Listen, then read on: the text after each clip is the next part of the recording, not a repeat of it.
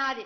కానీ ఒక్కటి మాత్రం గుర్తించుకోండి, మీరు రాబోయే రోజుల్లో మహమ్మారి కూడా వెంటాడుతుంది. మీరు మాత్రం జాగ్రత్తగా ఉండండి.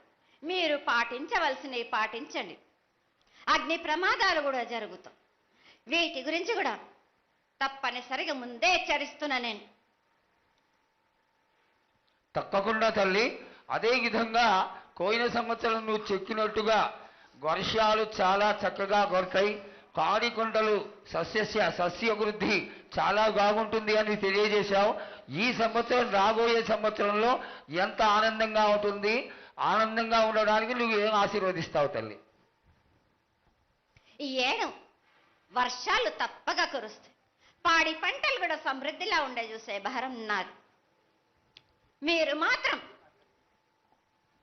5 వారాలు నాకు పప్పు బెల్లం పలహారాలతోటిగా నాకు ఎట్టి విధంగా నాకు ఈ జాతర జరిపించారు. నాకు అట్టి విధంగా నాకు కొల్లారి నుంచి బాల బచ్చల దగ్గర నుంచి నా ముందుకొచ్చి నాకు కడివడి సాకబోసి నాకు పసుపు కుంకులముతోటి నన్ను ఆనందపరచండి. నాకు సంతోషంగా ఆనందంగా అందుకొని మీరు కోరిందల్లా కొంగు బంగారం చేసే మహంకాళిని నేను.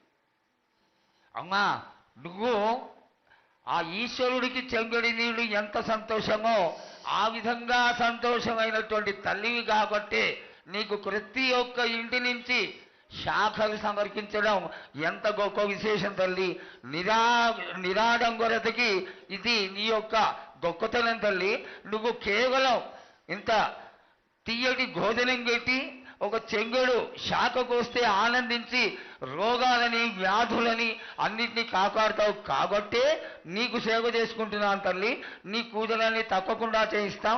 అదేవిధంగా ఈ అకాల మరణాలని ఆపడానికి ఏదన్నా ఆనందమైనటువంటి విషయం తెక్కు తల్లి.